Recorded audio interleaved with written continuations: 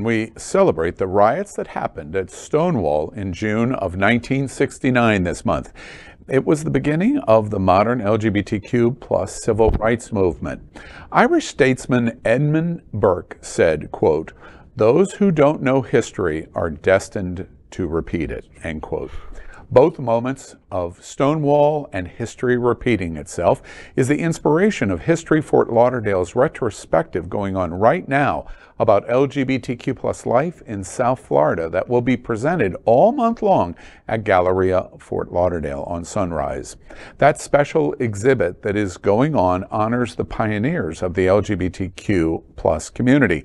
And we're going to talk about it, including my guest today, Ellery Andrews, the Deputy Director of the History Fort Lauderdale, and the famed photographer, Michael Murphy. Together, they are documenting the fascinating history of the people and the places and the events of the LGBTQ plus community. Well, welcome to Unapologetically Queer. I'm your host, Al Ferguson. I am proud to talk to some of the most interesting people that are interesting to our LGBTQ plus community. At Hotspots Magazine, Happening Out Television Network, our mission is based on the 10 pillars of the LGBTQ plus community, and that includes Black LGBT, Latino, lesbian and queer women, trans, students and youth, seniors, business, social justice, and faith. We know it's June Pride Month, but some are asking, why do you need a Pride parade? Or why do you even need to celebrate June Gay Pride Month? So let's find out right now. History Fort Lauderdale has a month-long retrospective called Take Pride, a retrospective of LGBTQ life in South Florida. Let's welcome Ellery Andrews and Michael Murphy. And Ellery, I understand right at the top, you are an unapologetically queer ally. And Michael, you are clearly unapologetically queer. Is that true? I'm unapologetic anything. Yes. Okay. There we go. All right. Well, before we talk about the exhibit, Ellery, I want to talk about History Fort Lauderdale. Tell us about its mission, what you do. So History Fort Lauderdale, we try to bring the community's stories to life in Fort Lauderdale and even to Broward County as a whole. And as we know, living in Fort Lauderdale, living in Broward County, we all don't look alike, we all don't think alike, and our stories have evolved over time. So we're trying to be progressive and think 20 years in the future, what people are going to want to see, what kind of history people are going to want to learn about. And that just happens to encompass, you know, one of the largest gay communities in the country. In the nation. Really in the world. In the world. So we get to tell these fantastic stories, and Pride happens to be the time we get to highlight it. You know, I love the story, and I love that you use the word stories, because the gay community is all about pizzazz and color and dance and music and drag queens and RuPaul and then there's history. Yes. But history is really important to our community, especially in LGBT.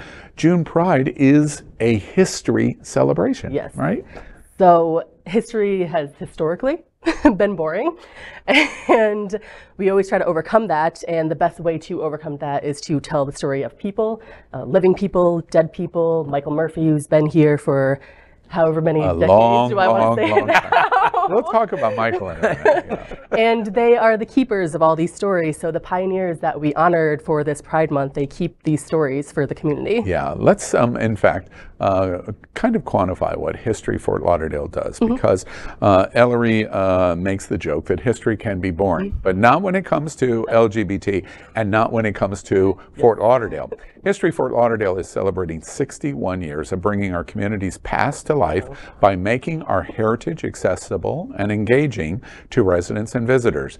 Their goal is to bring their stories of our diverse community in Broward County to life through engaging educational experiences, innovative cultural exhibits, research, and preservation of artifacts. You are invited to come and explore the city's rich past that is housed in historic buildings on a lushly landscaped campus right off the New River. The History Museum of Fort Lauderdale is situated in the 1905 New River Inn, the 1907 Pioneer House Museum, and the 1899 Ivy Cromartie Schoolhouse. The museum and Hoke Research Library, South Florida's foremost history center, housing print resources and newspapers from 1910. And amazing here, they present more than 400,000 archival photos, 2,500 maps, and 5,000 architectural blueprints. The landmark History Fort Lauderdale Museum is on 2nd Avenue, downtown in Fort Lauderdale, right off of the New River. Tell me about the location. I've walked in front of New River Inn. I haven't been in it. I'm going to do it tomorrow, actually. But tell me about your location and what you do there. So we are in the historic downtown of Fort Lauderdale. We're in the heart of where Fort Lauderdale began. The Florida East Coast Railroad came in 1896, and it brought down a big population of people who didn't know what they were quite getting into for the South Florida weather. But they stayed and they built Fort Lauderdale, and it's the oldest section of the city, and you're not going to see what you see on the Riverwalk in our area anywhere else. As we all know, we have a lot of construction going on, so you get that little bit of old-time historic feel in a very beautiful green space. That's exactly right. This exhibit that is being hosted by History Fort Lauderdale is, as I said, at the Gallery on Sunrise, the Galleria, sorry, on Sunrise in Fort Lauderdale. You must come and see this incredible exhibit. It's called Take Pride, a retrospective of LGBTQ+ life in South Florida. It's been curated by History Fort Lauderdale and our famed guest photographer here, Michael Murphy. If you want to make history come alive, you do it with people like Michael. And together they are documenting the fascinating history of the people and places and events of the LGBTQ community. Now, off the bat, Michael, I know so many projects you've done, but you get a call to do this. What was your reaction when you get the call from History Fort Lauderdale? Honored, just beyond honored. I was like, I realized that what I have, but it was a shock, and it also kind of becomes part of the legacy of my own career of 32 plus years of photography in the gay community. So it just let me tap into that, and then searching for all those pictures. Sorry.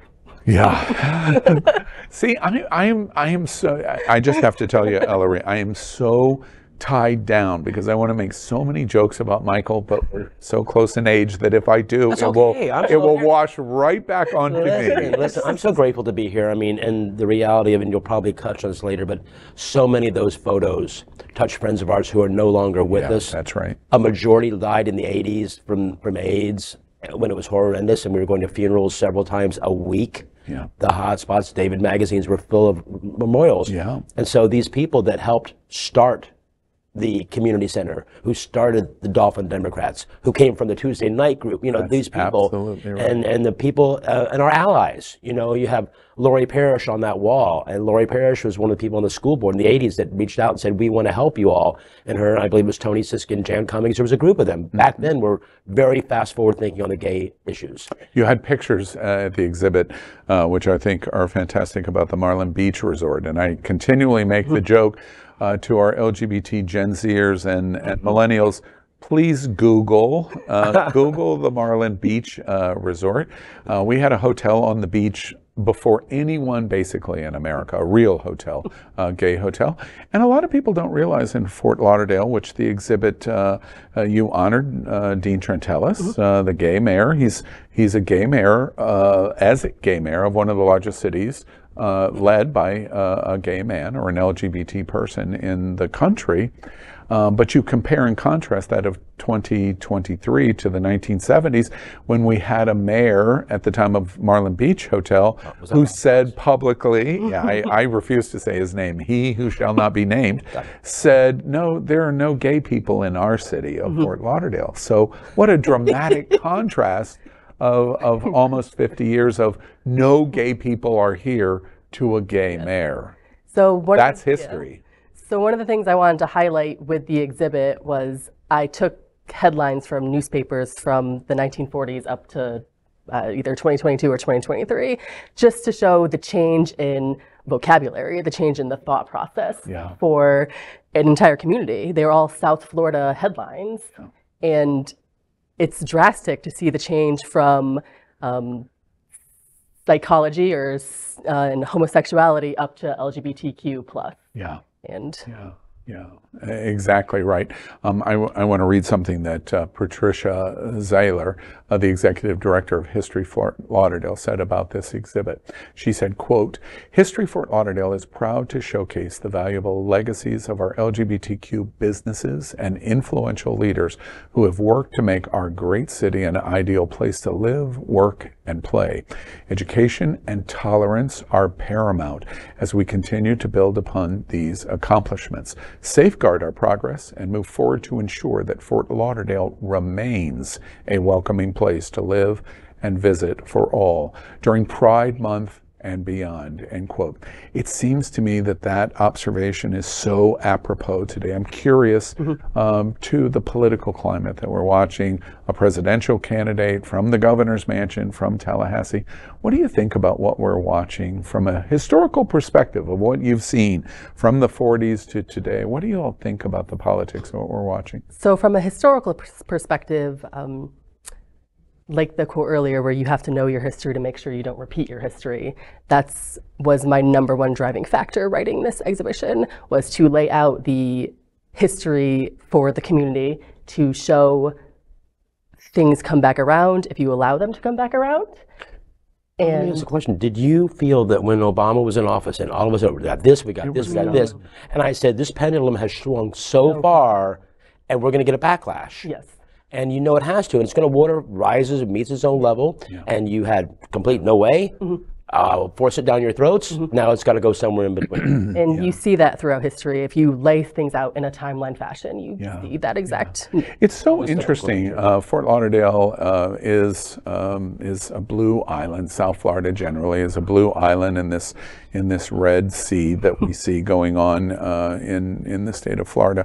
But it's interesting from the standpoint of nationally, 80+% are supportive of the LGBTQ community. 80-some% of Americans support gay marriage, support equal rights.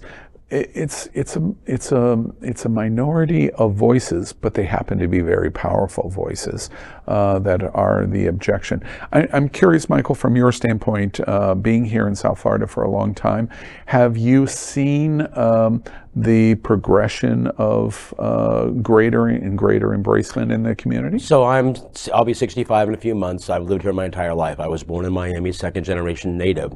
We were part of the white flight out of Miami in the 60s when everybody was, the Cubans were coming in, everything was changing, let's get the hell out of Miami, to Broward County. Broward County became that little oasis of all the working people that could afford to get out of there. And watching it change as a child, now I wasn't gay at the time, I came out late in my 20s, I was engaged and to a woman and very much loved. But watching that, for me, it was brand new to jump into this gay lifestyle, and I jumped in, and so it was 82, 83 when I came out and started the photography in 1990, the end of that. So I got to see a part of that. I was in Alan Schubert's garage, above his garage, when the first 3 or 4 of us spoke about having a community center. And Alan said, I saw this in LA and I want to bring this here. I was right. And then it moved to the living room. And to be so heady to know that Alan Schubert's name is on a building right now, that he would be so proud of his vision becoming a reality. Yeah, and of course we're talking about Pride Center at Equality Park. I just ask production to remind them about an issue with the clock. One of the things that I want to make sure that everyone is aware, again, this is an important exhibition because it's unique. History Fort Lauderdale has created something, Michael Murphy has helped create and curate something that is not something that you're going to see in August when you go, oh, I would like to see a retrospective of the history of the LGBTQ community. It's not going to be available to you. So it's available right now, which is why you should see this free exhibit. It's at Galleria Mall. It's located near Savorsky, of course, it should be near Savorsky, gay exhibit after all. Bedazzle that. Exactly, bedazzle it. And it's between Macy's and Dillard's. History Fort Lauderdale describes the exhibit. We'll show you some pictures of it. We will show you pictures of it. I want to return to the radical nature of community. Do you feel from a history standpoint, as you take a moment to take a snapshot of the history of community, do you think that kind of a more radical opinion toward LGBT is forming here in South Florida, or you don't see that here? Okay, I'll one of the things I brought up in a recent discussion, and it was we had the drag queens at Art Serve and the reality is it's time for another ACT UP. And ACT UP was a very vocal group in the 80s that went into, among other things, went into churches and started throwing blood or blood-like product in churches for the death of people of AIDS and everything. And it's going to have to take that. As militant as the right has become, the left has got to be the same. It's one thing to have understanding and we're all friends and you're my florist and I'm your photographer and we're good. But the reality is with these laws being introduced and people voting for these same people and putting these people back in office and we have to become as militant and we have to be voted, we have to be educated, we have to know our past. The boring past, which is not boring. It's not boring. Not boring at all. We have to understand that. You know, it's interesting. Of course, I understand your perspective as a member of our community, as an ally, and at History Fort Lauderdale. We watch a lot of backlash in surprise here in South Florida. Our school boards and books and so many different ways. Of course, don't say gay in our schools. I'm curious when an organization that is designed to just document fact, which is what History Fort Lauderdale does. This is fact. This is not, we're not teaching anything. This is just the history of our fact. Did you get backlash from any places that History Fort Lauderdale would be involved in an exhibit like this? So I would not say we got any backlash from like an organizational standpoint or anything like that. We got backlash from individuals in the Broward County area, but that's part of the course for really anything we do that is not most of those were keyboard warriors also. Yeah, exactly. Their names, you know, their names I've never recognized and things like that. And I don't even really generally know if they live in this area. But for our community partners and the people that we value, I would not say we saw any massive backlash from them. It was a few questions onto, well, are you siding with one side, the not understanding that we are presenting the facts of the history of the LGBTQ. It's a retrospective. It's a factual retrospective. Another thing that I'm interested in terms of History Fort Lauderdale making the decision to do this, of course, your allyship. I know your executive director's allyship, but I'm curious in terms of board members and supporters and financial contributors. When History Fort Lauderdale says, you know, let's do an exhibit of retrospective of talking about pioneers in the LGBTQ community. Do you get questioned of going, well, wait, why would you spend attention, time, or effort on something like this? I would say we did this time around, but that's just, I'm going to attribute to the political climate of question if you guys want to play it safe and remain kind of under the radar. And that's my exact opinion as well. Exactly. We're here. We're here, we're queer, and at the same time, as an organization that presents educational information and historic information, it's the moment in time when you're not supposed to fall back in the shadows. You know, it's interesting. How does it wash over you, Ellery, when I say for LGBTQ community, for an ally like you, or somebody leading an organization as a deputy director like you do, that's really all we want to hear. We understand and we stand up in support. It's not political one way or another, it's just fact. It's history. What do you think about that? I greatly appreciate it, and it's very humbling because you guys turn out for everything we do. No matter whether it's LGBTQ plus or not, you support us. That's right. And my goal for what I do with our organization is to just leave the next generation better off than how we started ours. Yes. Education does that. Exactly acceptance does it. So, you know, I've learned something about History Fort Lauderdale and all of the things that I've read and done coming tomorrow. I never made the connection until this conversation. History Fort Lauderdale is like Disney. We're just going to stand up. That's all. No political support. It's just Well, I mean, it's very difficult when you're cutting out newspaper articles. This isn't fabrication. This is what happened in 1941. This is what happened in '69. And Anita Bryant, she ate a cake, a pie, you know, and this is the thing. And you're not saying this is right or wrong. We're saying this is it. This is happening. People were lynched, you know, people were burned, people were done. And these are things you're pointing out. Just, this is what happened. Sorry. Do you want to change it? Yeah. Do you want to continue on? Many people across swaths of the South would try to suggest Selma never happened, but it did, you know, and that's the fact. Let me give you an example of one of the kinds of things that you can experience at this retrospective at Galleria. You can see a photo tribute wall that is featuring lifestyle and significant events from, wait, what was that guy's name again? Oh yeah, Michael Murphy Photography. And Michael has been capturing, as he's told you, historic moments and memorable individuals that have shaped the South Florida LGBTQ landscape for decades. The exhibit includes showing of Open Dialogues. It's an award-winning short film which captures the personal narratives of LGBTQ plus voices. Produced by Art and Culture Center, Hollywood. It's directed by Miami-based filmmaker Freddie Rodriguez, and it was funded, thank you, from Community Foundation of Broward. Michael, tell me about the photo exhibition you're curating. What went into deciding what you showed and what you didn't show? You mentioned at the very onset about what we're, as gay people, we're supposedly all topical, and whatever artist and whatever thing like that and whatever's on TikTok. But the reality is our whole situation that we can live as free as we can in this little blue island, this little blue thing here in the red state, is because of these people that came before us with vision and, sorry to say, with balls. And they said, we're going to do this. It started out, the Tuesday night group was a bunch of moneyed gentlemen that met and quietly funded politicians back then that were favorable to us. That led into the Dolphin Democrats, Carl Clark, Tom Bradshaw, all these people who have all passed on now, and they were making these headways and saying we need a voice and going to Tallahassee and doing this stuff. We have pictures of the bus going to the March on Washington in '93, the Florida contingent. Wow. We all had hair back then, nice and thin. We have pictures of people before Dean Trentalis and Dr. Stephen Fallon at a Pride Festival before they were, you know, famous people looking good in tank tops and handsome guys. A lot of, we have groups of the women in network, one of their award ceremonies. You know, these are females that stood up back then and said, we're going to stand in here, we're going to stand up too, and create this. A lot of tears. It was sad to see, you know, but it was also happy tears because a lot of these people's vision has come true. Mm-hmm. Their work has paid off for us, that we can dance down Wilton Drive holding hands and most of the time not be shot at because of these people before us. Yeah. And we need to say thank you and acknowledge them. Yeah. You know, it's interesting. A lot of the story that we tell at Queer News Tonight, we broadcast every evening.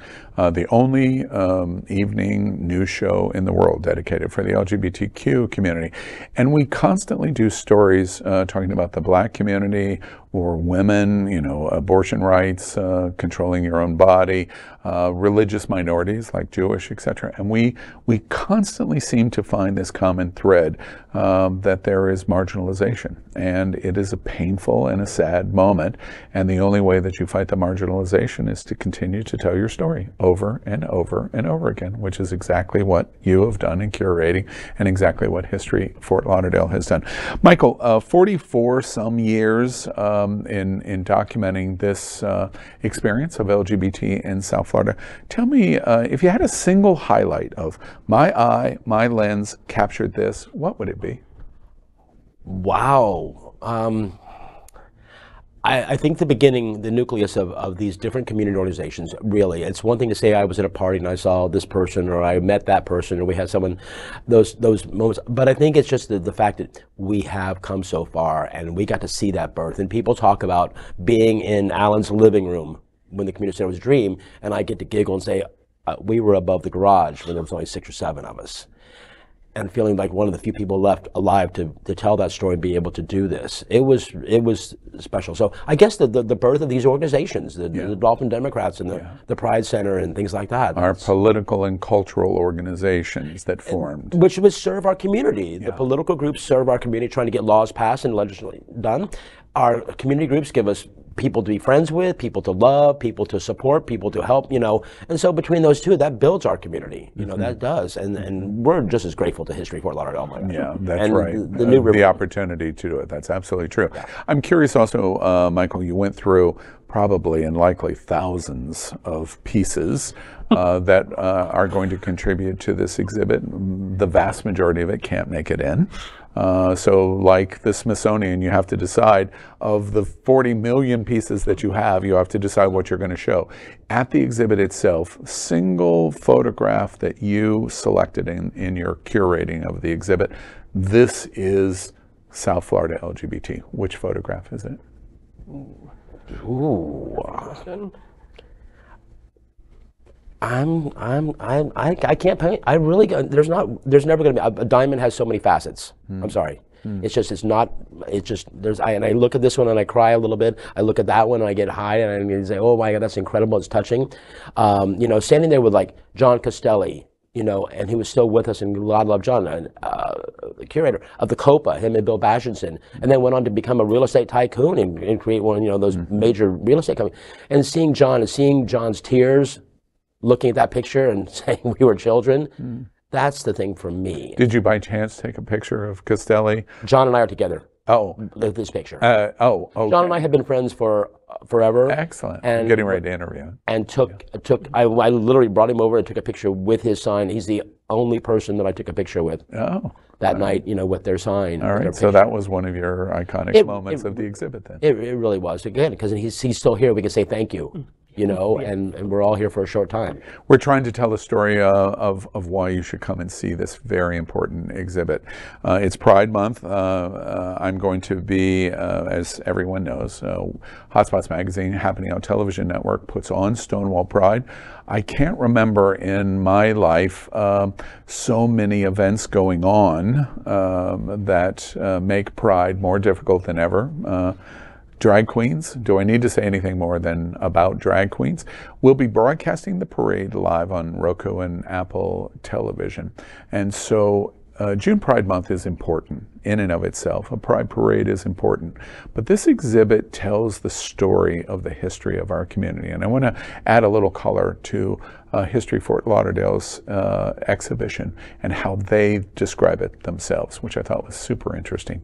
They say, quote, "You're going to see over 100 historical photographs plus videos and costumes chronicling the growth, awareness, and struggle of the LGBTQ plus community through the years.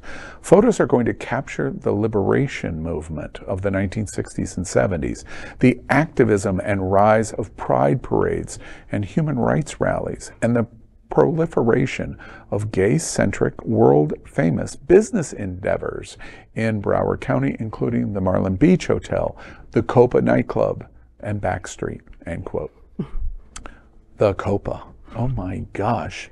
Madonna was in the Copa. So, and my partner at the time said, "Oh, she's so talented." I said, I was DJing at the time, and she's a track act. She couldn't sing. She had 2 songs. It was that, and she had 2 dancers. I'm like, she's nothing. And I had to go back and kiss up later. Madonna is a track act. A track act. At Copa. Lime. In Fort Lauderdale. That's history. That's the illustration of the exact story you're telling. You could do an exhibit entirely on the Copa. That's not even a question. Yeah. The statute of limitations up? A little bit. You know, I think also I want to draw attention to the Galleria. Strange to me that this exhibit would be at the Galleria. Could be at History Lauderdale. It could be at something on Welton Drive. It's interesting because Galleria is an interesting choice for History Fort Lauderdale because of the intersections. As I said, it's June Pride Month. It's sitting in what we joke, this fall will be the 5th anniversary of It's Happening Out, the longest running LGBT talk show in the world. It's on Roku and Apple Wednesday nights. And we always joke, and we started this on our first episode 5 years ago, that we're broadcasting from the gayest place on planet Earth. History Fort Lauderdale is in the gayest place on planet Earth. Dean said it. We joke with our friends at West Hollywood and Provincetown. Oh, no, no, no. It's not you. It's us here in Fort Lauderdale. And it's interesting to me that it's at the Galleria because of this gigantic LGBTQ community. But that's all gay stuff, all gay LGBT people. It's at the Galleria. It's not on Wilton Drive. After all, so many people are just shopping at the Galleria, and then they're going to come across this retrospective. We have to say thank you to Mark and Melissa, 100%. because they have been so supportive through all the endeavors and all the things we've done through all the different things. And this is built up and built up and built up to the point where... And it was never even a question as to not even be able to host it there. It was, this is the idea we have. Great, we have space. It really, I think it's an equally super interesting line of this story to do this retrospective during June Pride Month, because Marge and Frank and the two children are going through the Galleria, and the two children are going to go, oh, look at this interesting picture, pretty picture, whatever, and it opens the dialogue with their family to talk about what does the LGBTQ community mean here? I don't understand. And maybe among the parents too. And they get to look at your pictures and the curating. And they may not understand the importance of them, but it will say, like you said, they create that dialogue or the opportunity for dialogue. It may get ignored. They may have to get on the little Google machine in their hand and look it up and find out if they have feelings. So it's being out in the open one more time, and just in plain sight, hiding in plain sight, right there it is. And setting up for the exhibit is my favorite time for the exhibit. Like, I go back and forth throughout the month to make sure like photos aren't crooked and things like that, but that's just technical stuff. But the amount of people who come up to me and as I'm setting up, walk past, read as I'm hanging the photos, and thank me for doing it. And that's outside of the opening reception, which is very thankful and grateful to begin with, but just someone who isn't going to the opening reception. There are still people who would not go because they're still closeted. At this day and age in Fort Lauderdale, there's some of our community that feel going and acknowledging that. Now they'll sneak in there, and there's pictures that pop up on Facebook and Instagram. So Tuesday afternoon, they're shopping, and I happened to walk up by the retrospective of LGBT history in South Florida. Isn't that interesting? Yes. It's a fun find. Yeah. I can say that we have progressed. You mentioned the pride parades of the early days. We have progressed in moving those into the afternoon and evening, because so many of the pictures I have of all these floats of these people are hung over so badly coming from the COVID back, and then getting on a Saturday morning, going down on Federal Highway. Now, we used to be on Federal Highway. Yeah, right. That's where the pride parade was, on Federal Highway. Right. And looking at someone's picture and going, y'all look rough. Yeah. We, for Stonewall Pride, we begin our broadcast at 5 o'clock. The parade starts at 7 on Wilton Drive. Be there or watch us on Roku and Apple Television. It is a fantastic experience. I want to say one thing. Yeah. The drag queens. I have already bought a dress. Have you? I think that just like the ending of Tu Wong Fu, when they come out of town and go, I'm a drag queen, I'm a drag queen, I'm a drag queen. Well, guess what? That day I'm going to be a very ugly drag queen. I'm going to be wearing sneakers. I'm not wearing heels. I know, but I have a flashy, and I'm wearing a dress. I'll be a drag queen. Come on, Ron DeSantis. Just as a little preview, on the Thursday before the Stonewall Pride Parade, we're doing a story that very much Wilton Manors, Fort Lauderdale, Broward County will make national and international news at that festival and parade, because it'll be the largest gathering of drag queens in history. Exactly like Michael Murphy. It's an amazing exhibit, right? You'll set drag back 20 years. Yeah, maybe 40. These legs are not pretty. It's an amazing exhibit. Please, you don't want to miss this. You want to go and see the rich history that we have here in South Florida, and to see complete details of this and so many other amazing programs that History Fort Lauderdale puts on. You want to go to their website, historyfortlauderdale.org. Pretty simple. And you want to learn more about Michael Murphy, go to michaelmurphy.com. That's pretty simple too. It's important to remember our past, to not make the same mistakes of the future. The exhibit documents some of the really difficult things that have happened to LGBT in South Florida, and we don't want to see them repeated. That's never been more true than today. Ellery Andrews and Michael Murphy, thank you so much for joining us on Unapologetically Queer. Thank you so much. Appreciate it very much. It's fantastic.